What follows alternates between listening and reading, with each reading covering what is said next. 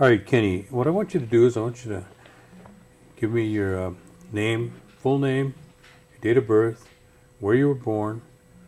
Tell me about your parents, any brothers and sisters, and then your grandparents. Their names. Mm-hmm. Okay. Well, I was born in 1927, March 15th. My grandmother and grandpa brought me up. And their names? Jonas Hill and Christine. Christine. Hill. What was her maiden name? I'm not sure. It was an Inham. I think it was an Inham. I could be mistaken. Either I was confused with either an Inham or what was the other name of that? Anyway, I'm pretty sure it was an Inham, though. I think. We'll track it down. I'll have to track it down. Either. Anyway, she was related to Slindy. She was brought up with Slindy Webster. They were like half sisters. Well, when they first came down here, her dad and mother was together, but her dad didn't like it here, so he left and went back to New York. Okay, they both came from New York then. Your grandparents. My great great-grand- her parents, my grandma's parents. Okay. Yeah. So. Do you remember their names? No, but I can dig it up, I guess, yeah. And so he went back, and then she remarried again. And then that's where, I think with Celine Webster and all that would be her like half-sisters or something like that. I mean, they were kind of related in there. I really didn't get the whole story on that. But anyway, that's, as far as back, I know that she was, my grandfather now, his dad used to call John the D, and I don't know what it is in English. I think it's. How do you say it in Oneida? That's what I'm talking. That John the D. That was his. Oh, okay. That's what they called him, John the D. I don't know what he's. But we got it on. We got it. We can pick it up. I see if I known I could have got the what you call it. And he had that little store by Seymour Road there. That building they just turned down now. Right on. You go towards up the Seminary Road. That building, that corner building, that first building. They just tore it down now. He used to own that, and he had a little store there. Well, I heard a story about that store there. Yeah, that was my great-great-grandfather's store then, you know. And then my grandfather, then he had a blacksmith in Oneida for shoeing horses and all that. Where was that located? Right where Morgan's store is, right in there. Then he sold that to Nelson Matoxin, and then cars started coming in, and the business was so good. Then he built a tavern there. Built a tavern. So then. What was the name of the tavern? Do you remember? I don't know. If it was Matoxin, boy, what I really don't know. But that's how that tavern started over there. And then my grandfather worked at government school as a fireman there. For years, I don't know how long he worked there. That's the present Norbert Hill? Right, but the old boarding school boarding when it was a school. government school, yeah.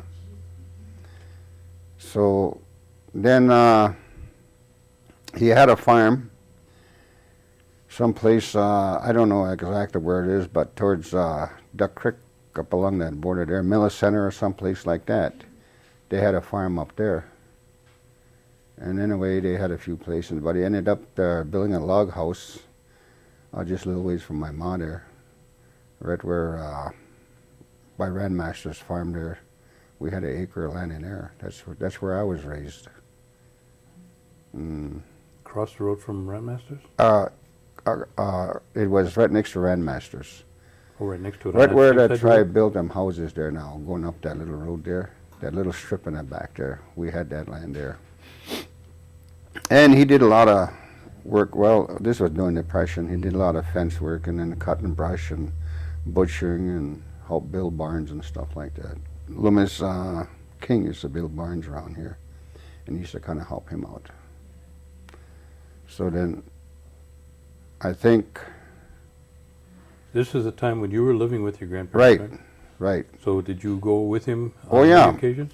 Oh yeah, we went on a lot. I helped him cut a lot of brush, make fence and all that, and sometimes it was pretty stony land. We a lot of extra digging and all that. And I'd go with him like to cutting brush, and I'd pile up the brush, and we'd kind of save the wood for ourselves. We'd take the wood home and all that, you know. But he used to make a lot of fence for, I don't know if you remember Ed Bolin. He bought a lot of land around here on back taxes and stuff like that. He'd pick it up, you know. So we used to work for him. We did a lot of work for him. And then we did go on, then we was on one of his farms. That's where the Catholic church is right now. That used to be, Nelson Skinner's brother had that farm at one time, and then he lost it, I guess. And then Bolin got it. Anyway, we farmed that for about 4 or 5 years. And that's when I started going, I went to the Lutheran school. That's right where the center is now. They had an old stove. Whoever there got there in the morning would make fire, and we'd all stand around there for the morning. And so that's where we went to school, and we had just one room, you know. And Father Grant, I think that was Father Grant, he was from up north someplace, he had that. He had 2 kids, he had a boy and a girl, but I haven't heard of him or anything. So that's where I went to school. Then I went to the Catholic school, though. Then I went to the government school up in Kashina. Yeah. How old were you went to the government school, do you remember? Oh, I got to be about maybe 8 years old. I went up there a few years up there. I went to the small kids school, you know. Then I went to the bigger. We had 2 schools. They had the Catholic school had up to 4th or 5th grade, and then the bigger grade. Then the government school had that. That was up above. We went there. I went to both of them. Was the time when you went? Did you go for the whole year, or did you come home on occasion? No, we'd go home on the summer breaks, and we'd come like on weekends. Sometimes we'd go home. Christmas, would you come home? Yeah, we'd come home for holidays and stuff like that. Yeah, if we had a ride, if somebody come and got us, we'd be all right. Yeah. So that's about the school, the schools that I went to. But I went to the first one I went to was a Lutheran school. Yeah. Now, when you were growing up, your parents, or your grandparents, they spoke Oneida. Right. Did they teach you Oneida then? Well, I understood all of it, but I didn't talk all of it. You know, I could understand all the Indian that they spoken, but well, I probably would have learned more. But my grandfather died in the early 40s, and then I went in the service. So I kind of. How old were you when you went to service? I was actually I was about 16. I lied my age, but I was supposed to be 17. But they found out about it. It was too late then. I was already 17, so I stayed in. So my mom signed for me to go in, and I couldn't get no birth record at the time. I don't know where the records were. So I got in, and I stayed in. I spent a few tours in the service. I was in Germany, and I was in Korea. I spent 2 tours in Korea. Were you in during the Second World War then? At the tail end, yeah. At the end? Mm-hmm. And that was during the time in Germany? Yeah. Yeah. And then from there, did you I break a re-enlisted. tour, or did you go back in? I re-enlisted. Then I just before the end, and then I was stationed in Virginia when the Korean War broke out. I think it broke out on the 25th of June, and I think on the 5th of July I was over there. They flew us over. And they extended me a year when I was over there because I was up for a discharge soon, but they extended me another year. And then I enlisted 6 more months to finish out my tour over there, then come back. What branch were you in? I mean, what? I was in the Army. In the infantry, or? I was in the Army. I was in the combat engineers in Germany. Then in Korea, I was with the railroad. We kept right up at the front with the railroads, the railroad heads and all that, where they'd move back, we'd have to be on a ball ready to move, otherwise we'd be behind enemy lines. And there wasn't many of us. There were like about 2 in some stations, sometimes 3. And there were bigger stations, sometimes we had 4. That's all we had of the GIs in one station, and we stationed all over, like in Seoul, Yeongdong, Pole, and Daegu, and Akasaki, and all them. So they had a actually the engine that supplied us, that kept us in supply with food and rations and all that, is in Green Bay here, the General Pershing. Oh, yeah, okay. Yeah, The one at the Railroad Museum. Right. Yeah, that was the engine that kept us in supply. Was a GI. They'd come around when they brought us supplies. They'd take the orders, what we wanted, what we needed, and all that stuff like that. So that was all. That was the engine that took care of that. I knew the guy that he was on R&R. He went to Japan, and he was an old railroad man. And he went to the salvage in Japan, where they had to salvage all the iron and trains and all that. And he found that engine in there, and they had him pull out, and they had it redone, and they brought it to Korea. So that was in World War II too, you know. So that was pretty good. I didn't go see it yet, but one of these days I'm getting to go down there and take a look at that. Yeah. Well, were you there? Didn't part of the American troops get cut off in Korea? Well, you see, I was there. I mean, we got out of there by train. We had our trains, you know. Yeah. And one thing they, as far as I know, that I know of in Korea, they never knocked the railroads out. They did everything else. The enemy did everything else, but they never knocked the railroads, because when they took the place, they didn't have to fix the railroads, I imagine, but they never knocked them out. I see. Very seldom of any that I heard of, but we never had no trouble with it. So you never got trapped behind the... No, we always got out. When we seen them guys going past us pretty fast, we were ready to move too. Yeah, but there was some of them got caught back there, some of our RTOs, you know. But most of the time we always got out. So you spent approximately how many years? 2 tours and a half? Oh yeah, I spent about, well, when I enlisted, I went in and I spent 3 years. Then I spent 2 years in Korea. I'd say Punya 8 years I spent in there, yeah. Punya 3 tours, because I enlisted, then I got extended a year, then I enlisted for 6 more months, and, you know, stuff like that. So you had quite a lengthy time in the military. Yeah, I did. Should have stayed in. Steady job, eh? Yeah. When you were growing up with your grandparents, you talked. It sounded like your grandfather was involved in, you know, quite a few different activities. But your grandmother, did she stay home and just pretty much do housework, and farm Right. work? In them days, usually the women stayed home. Mm-hmm. Because it was during Depression, there was no work, you know. What little work we did, like we had our own garden, we'd have maybe a little half an acre of cucumbers and a half acre of beans and stuff like that. Then we'd go pick cherries and apples and go to cranberry marsh and rig cranberries and stuff like that. That was to keep us, you know, that we didn't get out of the garden, you know. Like when we planted our potatoes and all that, we had a root cellar, we put all that stuff in there, and like our potatoes and carrots, we had too much, we made a hole in the ground out in the garden, then cover it all up and dig that out in the spring. And that's what we used to do there. But he was involved in a lot of things. I think he started the Oneida Helpers, the singers. And the only one I think is still alive would be that old lady John there. Her son runs that Produce. Oh, Lomas, yeah. They used to come. They were young, and they used to belong to the choir.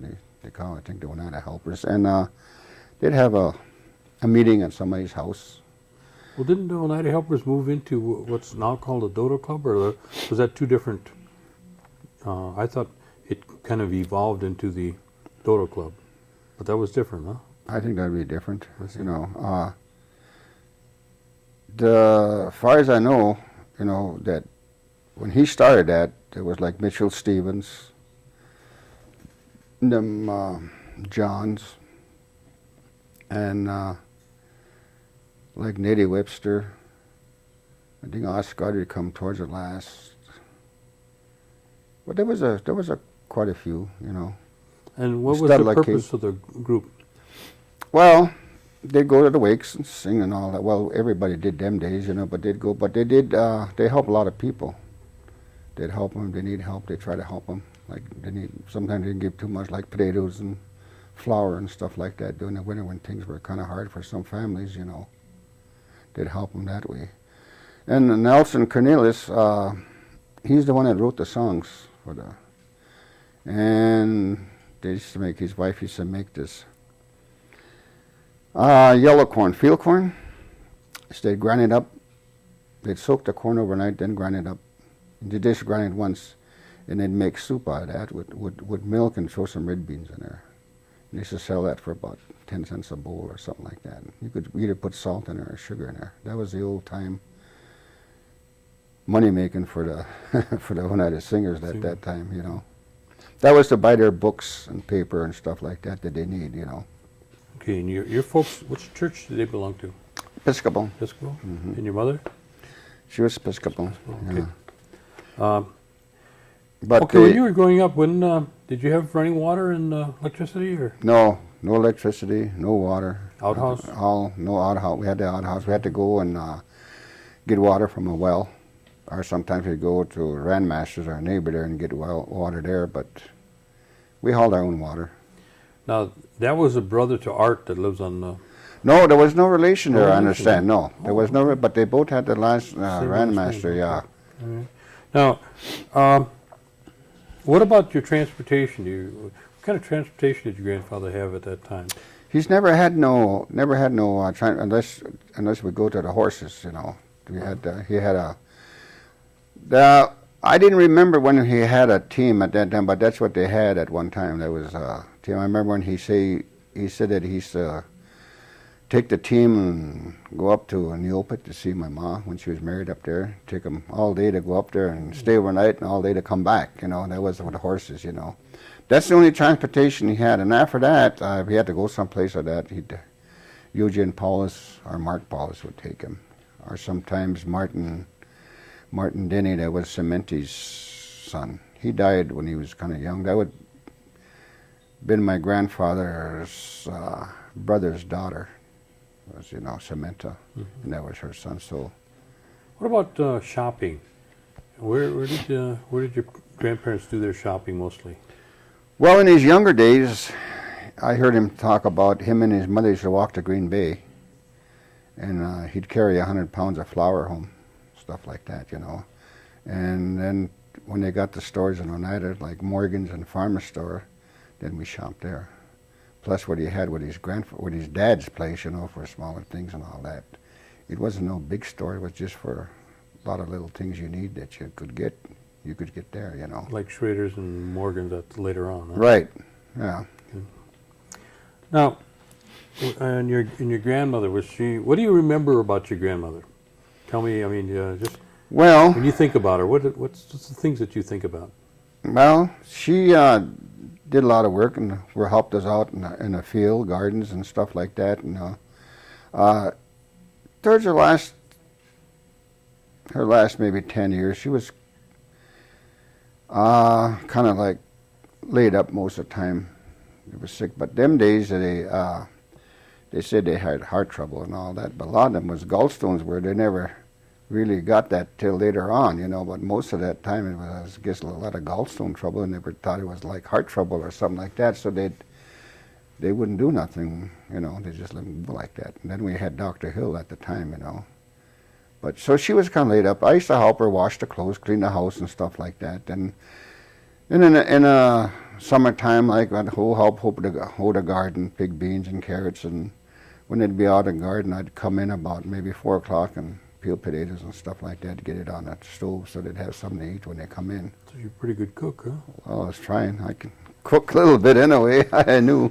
What about cornbread and Corn soup? Corn soup. Was that a specialty, or did you have that on a regular basis? I think they had that quite a bit regular, you know, like I remember getting up in the morning and going outside and pounding a couple quarts of corn, and we'd have cornbread in the morning for breakfast.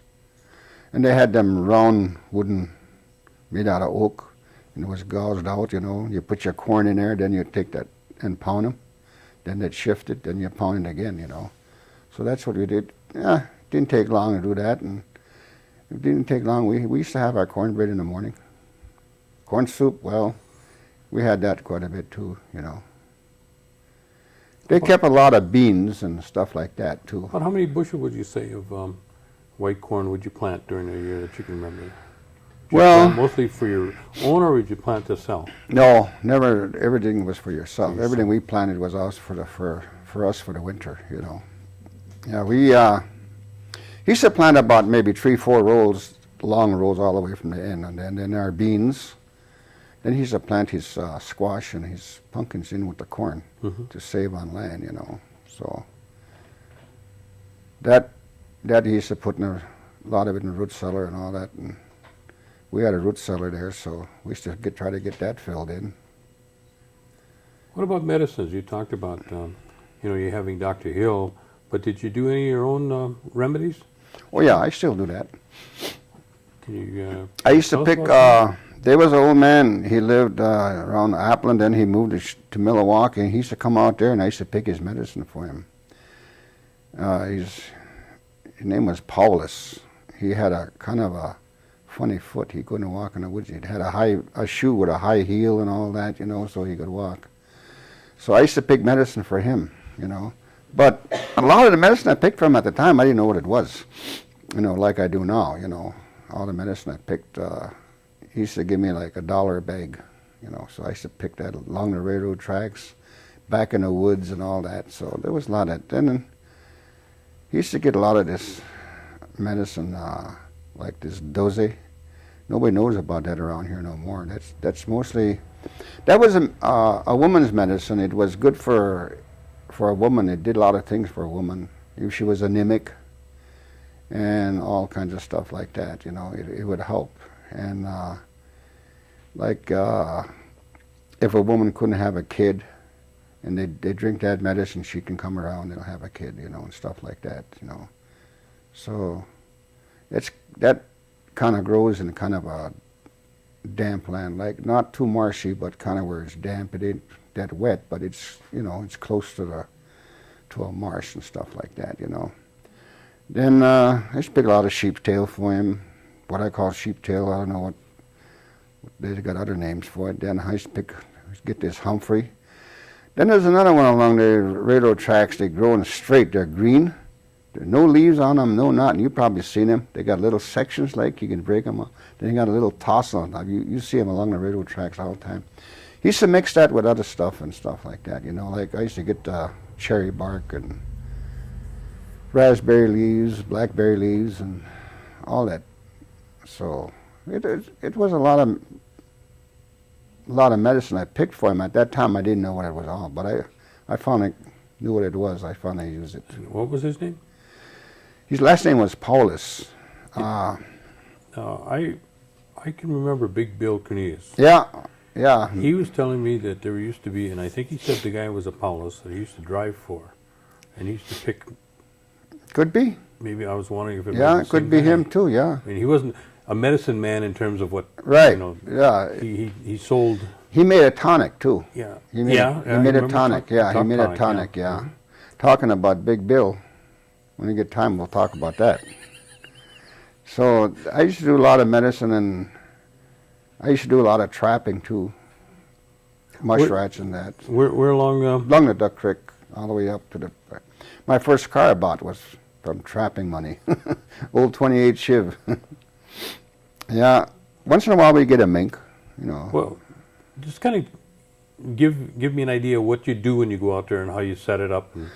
Well, you got to go before in the fall of the year, before I trap until it starts to freeze, where you can't get in. Well, you find your holes where the mushrats are and all that, then you get as long as you drive it in, you set your trap in, and you try to set it deep enough that they would drown themselves, or otherwise they'll eat their feet off or something to get away, So you really got to check them every day.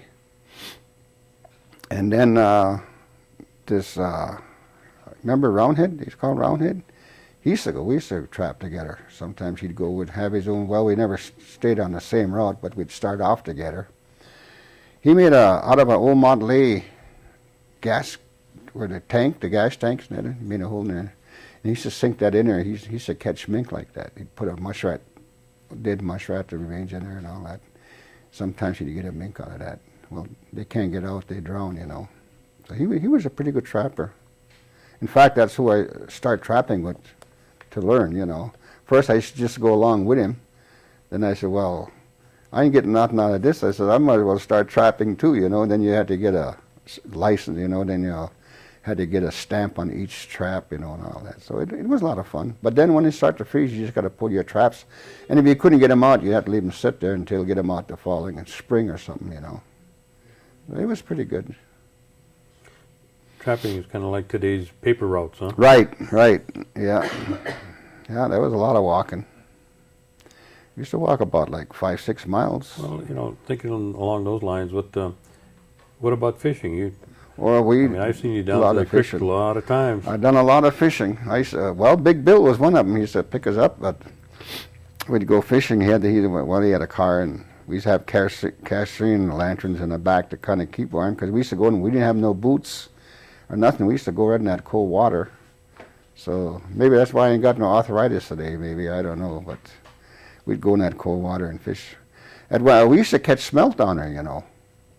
Do you remember that when they caught smelt there? Or right by the dam? Right by the dam. You don't get smelt there no more. You know, I don't know how come, but we used to get cleans up a little more. Maybe we used to get like northerns and mostly suckers, and the smelt was always come after the sucker. Well, they say that there's trout coming in there now. Oh, there's trout in there now. Oh. Yeah, you got all kinds of trout. Was the fish pretty good back when you were younger? No, it wasn't really too big. It wasn't really too good because they put those dams up down there by Pam Park and all that. Before that, my grandfather said they used to get like sturgeon and all that used to come up. They'd get that, you know, and all that. So, but we used to fish like rock bass and some northerns and what is it other one we used to get there? Little sunfish and all that. But that's about all we used to get. You know, but we used to get them shiners. They were kind of red. They were about that long. And they had little like a bullhead things coming out there. But they were good. Everybody liked them. I haven't seen them around either. So that's been a while. Did they used to go around? I mean, I can remember when there's a certain bunch of guys would come around selling suckers, you know, the first mess. Yeah. Was it like that when you were younger? Oh, yeah. Well, there wasn't too much. Everybody went down like by Amos Baird's there. That was a long time ago, where my grandfather's sister was married to him, and they used to call the fishing grounds. That's right by the golf course on this side. They call it. People used to go down there in wagons and catch fish and eat it and all that. Camp out there for a day or so, and then they'd take their fish home with them and all that, you know. So they really didn't too much till lately. Later on, I used to sell fish. I used to stop. I used to buy some fish from me. I think they were a quarter a piece, 5 for $1 or something like that. Yeah, I sold a lot of fish to the old people. They always wanted to get some fish, and Mom was one of them. She always had to have her suckers, you know, and she always salted them. You know, then they salt them like through the winter. Then in the spring and year, they take them and dry them on a clothesline. They dry them, then they put them in a bag or whatever, and then when they want to cook them, they just boil them on top of your potatoes or something like that. Then they'd eat them, you know. So. Tell me about the suckerhead soup. Well, I don't know, Ma, that was the first thing she ate, was the suckerheads. Then she'd drink the broth. That was her big thing. I mean, the other fish was laying there, the body of the fish was laying there when I go down, and that was the second meal, but the first meal was suckerheads. And you really got to know how to clean them, you know, get all those bones and all that, you know, and they were bony anyway, you know. But she always had to have her suckerheads. The only two I can remember talking about was your Ma and Big Bill. Yeah, Big Bill, yeah. He was one. He was great for that. He loved fish no matter what kind of. Ma was the same. Any kind of fish you bring, they'd eat, you know. So. Same way with, you know, venison. Any kind of wild meat we'd bring, he'd be able to cook it, you know. Yeah, he used to go trout fishing with me too. What's Big Bill's last name? Cornelius. Big Bill Cornelius. Bill Cornelius, his name was, yeah. I went logging with him once, way up in Amasa, Michigan. And we parked there, went about 25 miles into the woods, up in timbers in a train.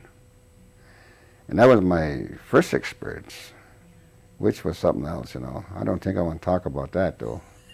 because there was a great big long buildings. They had a big heater right here, them 50-gallon drums, big heater. This was for Ford when he first building his cars. They used to use wood them days. So this was a Ford camp, Henry Ford camp. The wood they took there was for his cars. Anyway, they had great big heaters there, and I noticed around them, nobody'd be sleeping. Well, I was one of them. I slept there, I didn't want to freeze cold. That was a mistake. Anyway, I moved out of there after a while. It was bad. I know you want me to tell you what all, you probably can figure it out what happened. Well, anyway, when we come home, my grandma made us go in a shed. They had a great big fire. Had to throw all our clothes in there. And we had to take a hot bath too. That's from that camp, and that's why I shouldn't have moved close to that stove, Anyway, I guess you want to call it like delouse us or whatever it was, so we don't bring it in our house, Oh, God.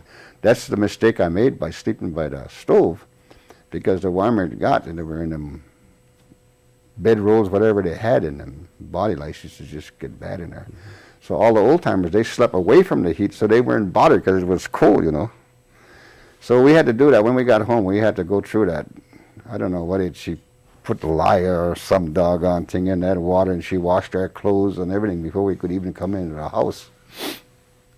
Yeah, and Big Bill, we parked the car, when we went in, we parked the car in some little town in Amazon, Michigan. So we stayed there all winter, then we come out in the spring.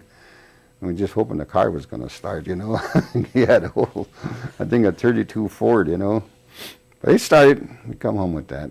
Then the last camp I was in Camp 31 and towards Neopet, up towards Neopet, up past Camp 4, well, it was up that way, right in there. That's where I met Al Christian. Was supposed to be the blacksmith, but he was sick. He was sick all the while I was there, so I don't know what happened, And I think Donald Wheelock was there.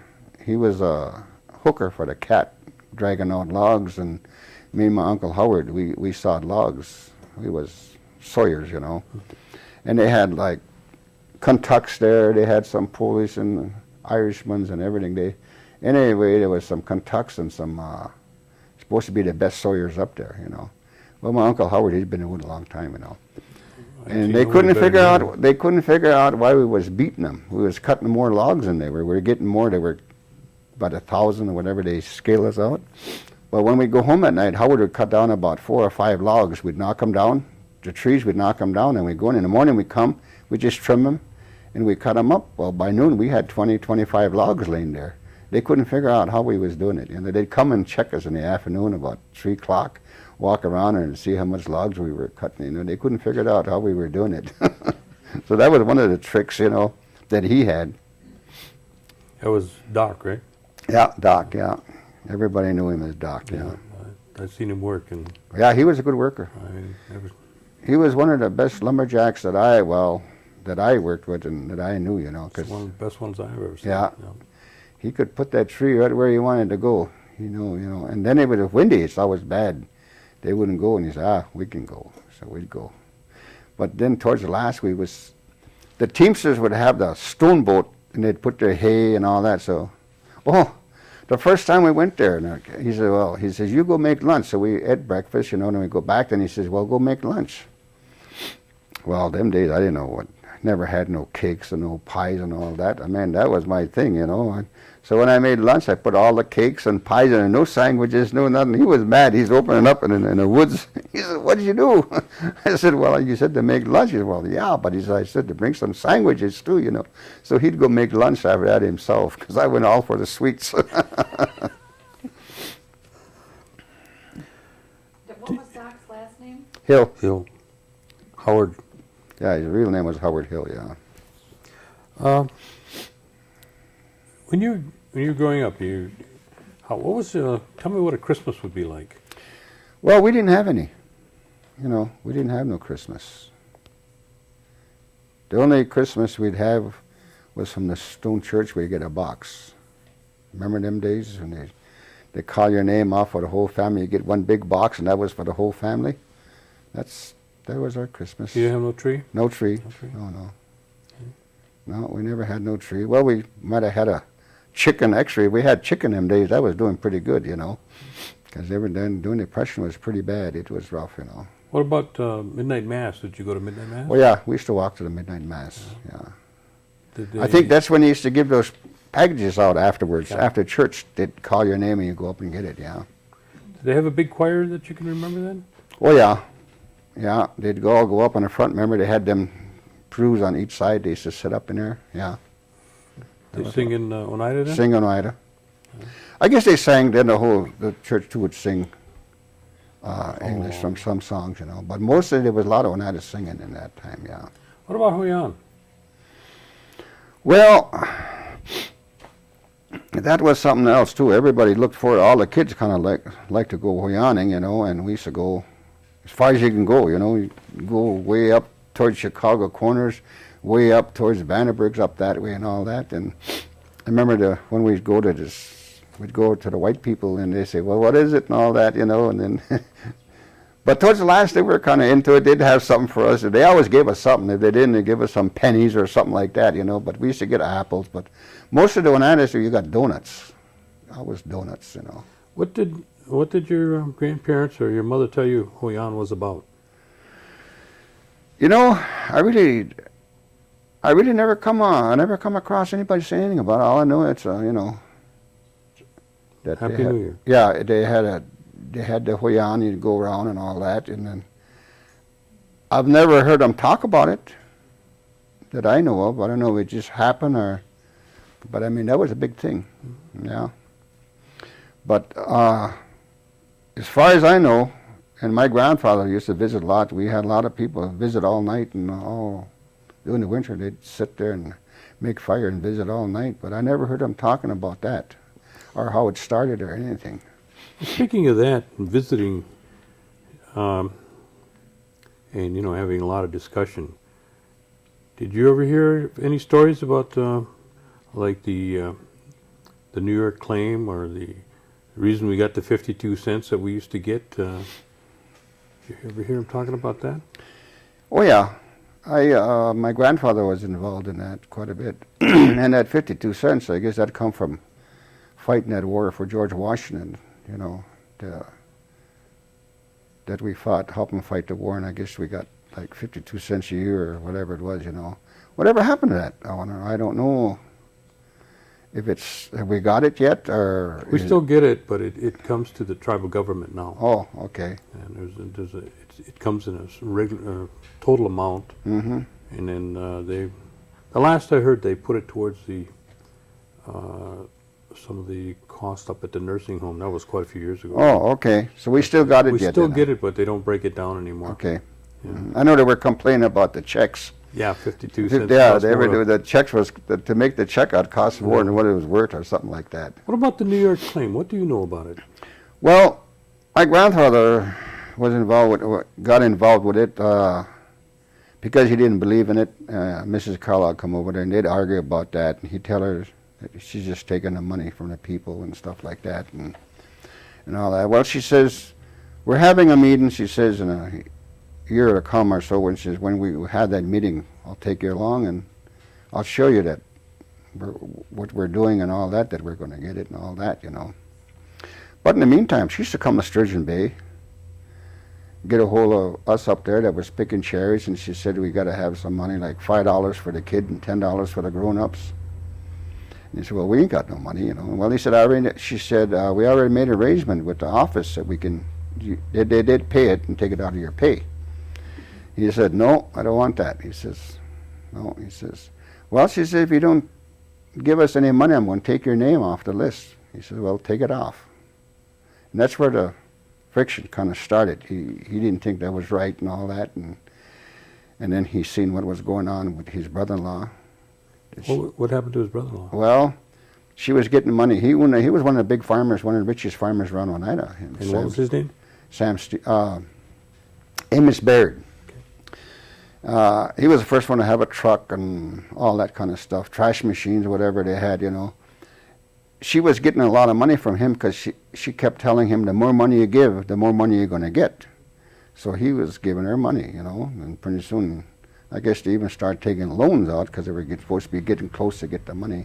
So he lost the farm. A lot of people lost their farm on account of that, you know. There was a lot of, like, I think Sam Stevens and I don't know about Hyson Doxady. I don't know about that, but I know he lost his farm too, I think, through mortgaging, but I don't know if it had anything to do with that. But I know, like Sam Stevens and Amos Baird, they gave a lot of money and all that. So as the months went by, they found they had a trip planned to go to New York, and Mark Paulus drove, and my grandfather went along. So when they had was supposed to be the Six Nation meeting in New York and all that, and she called him up. That's the first time he ever heard of a phone. He never talked on a phone or anything, you know. So she called him in his room, called him on a phone, you know. So that was a big thing you didn't know. So they went to that meeting, and they had a few days. They were talking about every nation, Six Nation had something to say and all that. And she was telling them, I guess even Canadians were even on it. I don't know, but everybody from every nation made a speech talking about that. And one guy, I remember the old man said, one guy talked about it, what they call these gold teeth where you grow down here. He said, this thing could be dragging on the ground. He says, I still wouldn't see that New York claim. You know, they just didn't, she didn't sell it to him anyway. They were pretty well against it. Some of them were and some of them was. They thought she was going to get it. So anyway, then my grandfather, they called on him to make a speech. So I don't know what all he said, but he made a big speech. But I remember this very well because when he was telling it, that he said that all the Indians were along this ocean, and there was a box floating out there. And he says that they were out there with sticks and trying to bring that box in, but it just kept floating further and further out. And pretty soon you couldn't hardly see it. It was going out of sight, you know. And he said, that's what I think of that New York claim. He says, we'll never see that, you know. He says, that's what I think of it. So he kind of was still going around and around with Mrs. Kellogg and all that, but she used to come over there and talk to him yet and all that, try to convince him and all that, but there was no way. He just didn't have no interest in it, and he said he didn't want nothing to do with it because she was just trying to get money off of him, which she didn't have anything to give anyway, you know. It was that kind of poor. So the people she got, I mean, it was hard times, you know. It was during the Depression and all that, so like, I don't know what all, well, that's what I know she did in Oneida. She hurt a lot of people, so I don't know what she did with the other nations, you know. What I never heard of what all she did with them, you know. So is it your feeling that that box will still be out there when you're gone? Oh, I don't know. I'm getting to say that everybody says, I guess we could have had it. I guess right, and a few times I guess there was a few goof-ups or something like that. Someone didn't sign. I guess we're one of them, or something like that. I heard that. I understand that governor they got in New York is kind of for the Indians right now, and if you're going to settle, there'd be the best time to get it, you know. But what I guess that they want more of the land, and you ain't going to get the land. You probably get some of the land, but be mostly money, you know. So that's the way I think. It probably could happen. But the box is still out there. The box is still out there. Maybe the tide will come in and push it in. You never know. Now, during the course of, you know, your life here, what other kind of hobbies did you have besides fishing and hunting? You used to play a lot of baseball. I played ball, yeah. I played ball in the service. I was kind of old when I got it. I was a little older to be, but I remember when I used to play it, and I used to pitch like maybe 4 or 5 innings. But when I was in service, we had a pretty good team. We had some semi-professionals and some guys from New York, and even one guy from New York Yankees was out there with us, you know, in the team, not in my team, but another team. We, like, right after the war in Germany, we put up football. I played with a 709 engineers. We played against the Berlin Bears, and they were the hottest team around. They were from Berlin. They called them the Berlin Bears. They used to just about take the division they used to win everything. And then when I was stationed in Virginia, I played with the company team, and I made the post team as a tackle. You know, I played a lot of football. Then I played a lot of baseball. So I had my share of football and baseball. I still like to watch the baseball game afterwards. I used to go to the games and all that and kind of get involved with that and watching them. Then I had grandchildren in there. I mean, my kids were in there, and then the grandchildren are in there now. So I kind of watch it now and then yet. Was any of your parents or grandparents involved in the tribal government? Do you remember going back? Well, my grandfather was a long time ago. I remember going to the meetings, walking up to the CC camp with the kerosene lantern and walking up there. And I remember one day they gave us some shoes, them English shoes with those big nail clogs on the end. Man, it'd be hard to walk in the wintertime. We're just like sliding with them. They gave some away. I think they were English Army shoes or something. Army issue? Yeah, I think they gave us, everybody got a pair of them. And I don't know if they were too big or not. Anyway, we got a pair of them. But we used to go to their meetings. Like, I think this Morse Wheelock, I think was a tribal, and then they had a lot of others. Mostly, them days you had mostly people from Chicago Corners were mostly on a tribal board, you know. But they only had there was no council or anything, I don't think, it was just four that, people on right, the you know, council. that was about it, and we'd go, but Well, didn't you serve in some capacity on the housing or? yeah, I was the chairman of the housing. You were on there for quite a while, weren't you? Yeah. But here, Thomas, what's his name? Bob, yeah, he was good. When we went into the housing there, when I went in there and all that, we paid a lot of bills out. They were in a hole. We had a lot of bills that people ahead of us that they owed and all that. We paid on. And we got that housing run real good then. Then at the same time, the other housing were having trouble. Like the Menominees didn't have their reservation back yet, but like they used to come to our meetings, and like Mo Lake and all them other Winnebagos and Chippewas and all that, them bands that they were having troubles. So we helped them out. We gave them information, all that, and a lot of times when the tribe they had a new elected chief or something like that, he changed the whole thing around. So that would kind of goof up the housing authority and all that, you know. So we tried to tell them that we didn't have that, to let the housing authority be alone and let them run it, so they were all just now learning, you know. So then we formed a person from each housing to help these people. Like I was on a board, and maybe some from each tribe had and then we go in and help the people that needed help. You know, they could go to, like, if somebody was close around here, like Mo Lake or somebody, could go up there and help them and try to help them. What we did and what we was doing. We was kind of like a leaders at that time, because we was the only one that didn't own nothing, and we was out, and we always got. If you had a good record, you always had first chance at the houses and all that. And I told them that they shouldn't feel that way. They should give these other people chance at the housing too. You know, they didn't want to, so they'd give them some anyway and all that, because what was happening up there, I guess a lot of your people that lived up north, they'd go in the woods in the wintertime, and they'd live in the woods out there and for logging and stuff like that.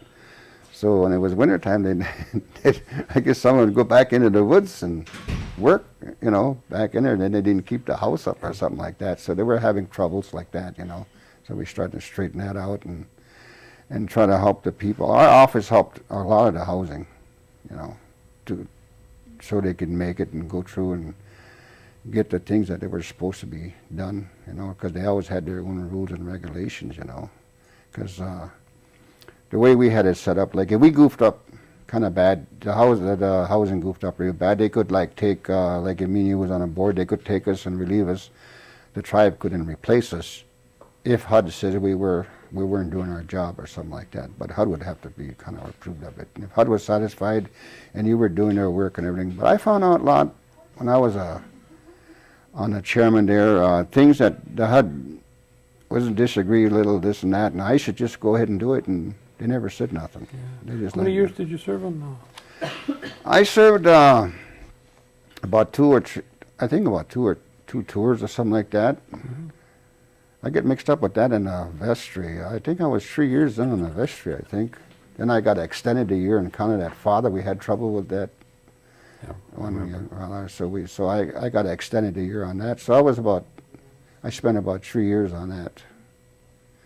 But that was something too, you know. So, but then I quit, and I gave my reason why I didn't want to be on it no more. I said, well, your sister was the first one to get on that for the women, and I said, you know, we had this all these years, and it always the men, and they took care of the auxiliary, the women took care of their work, and we were the only ones that had a meeting of all the churches. Was once a month. We always had a meeting. We're the only ones that ever did that, you know.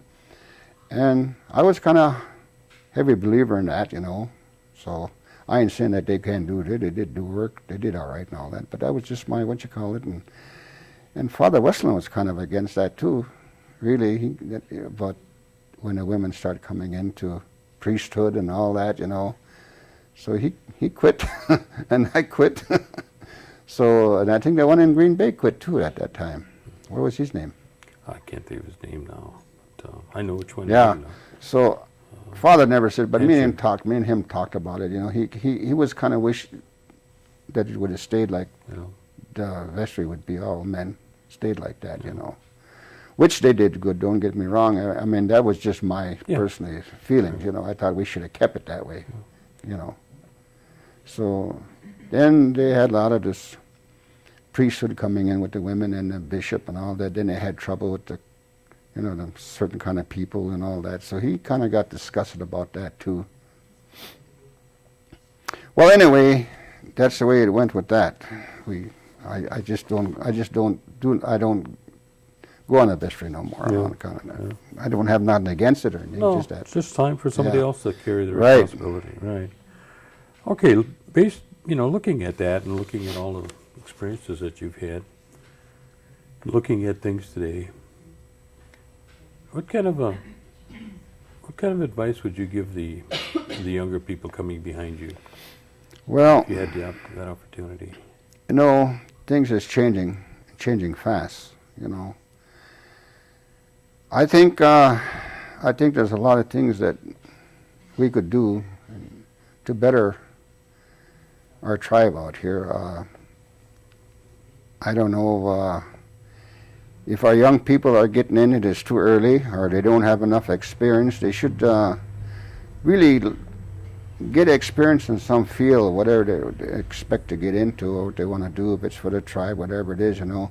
Instead of stepping into a job that they didn't really qualify for and all that, and they're doing it, and they're getting away with it and all that, you know. I think it's great if they can do it. And I think it's great that our people are getting a great education, they're getting a good college education, and I like to see that. And I think maybe down the road a ways, and that they'll be a great help for the tribe, you know. But right now, I think we're kind of struggling. Like I say, the people that are in there probably should have had a little more experience or get a little more experience before they have a little more authority and all that. I mean, I know it's, for me, the things that I do running around, I mean, when you're, just for a little thing, you got to run about 4 or 5 places to get, I had to get a tag for when I was inspecting the houses, and I just quit. I wouldn't go no more, because when I go there, either the guy wasn't there, or he was on the road, so I just quit. I didn't go get it. You know, all that little buzzer they had. So, I mean, I think we're doing good. I think but I mean, there's a lot of improvement, which I guess all over we all have to improve. But I think we should have a little more older people on more of these leadership things or boards, whatever we got, and let our young people learn, or have them on there, but let them learn, because Kind of like an apprenticeship. right, you know, I mean, just putting them right in there, it's causing a lot of grief, I think, to me, and they ain't got the experience, they ain't got it, you know. And the guy might be the best. And another thing I think we should do is put people where they belong. We got people working, don't know nothing about it, where they might have put them on another job, they'd be real good at it. Yeah. You know, I mean, if they don't, they should have some kind of a system, like, say I hire this guy for 6 months. Okay, in 6 months, if he doesn't like what he's doing, he can go transfer to another. And then it gives me, if I don't want him, or do I want, if I want him or not, I can say, well, 6 months, no, he don't qualify for what we want him to do. You know, then it'd be a 6 months tryout. It could even be longer. It could be a year, you know. Just like an apprenticeship. Yeah, Yeah. And maybe this guy can find out what he's interested in. Now they just go in and say, you know, they can do it, and they bring in people back. They take their word for it, and it ain't working out. So I think that could be improved a lot of fields, and a lot of the younger people, if they just take their time. But I don't know how the system is working with them, but it seems like I go to a lot of things now. There's a lot of young people in there, and they start them out, and you know, what are you going to do? They got to have experience, and that's what they got to do. They got to first work for somebody, and work, and like I say, in a year's time, if they like it, okay. And if the person that's hiring them, and they're satisfied with them, then it's okay. But if I'm not satisfied, then that person should go to another job or try something else. I need more big builds around to learn from. Right, right, yeah. So there's a lot of that I think as a tribe, I mean, I know we have a lot of trouble, but I think we're still doing pretty good. Good job. Yeah, I mean, we're having, I don't think it'll get anywhere. I think it's going to keep on getting better and better, you know. I'm sure of that, you know. But I mean, right now we're kind of little, and our people is kind of, I think we kind of half mixed. A lot of us don't agree with this. Some agree with that and all that. You know, if we can. We'll run in cycles, probably. Right, you know, and that's and we're going to always have that. Sure. Yeah, we're going to always have that. Well, I want to thank you, and what I want you to do is I want you to think about some of the things. Okay. You know,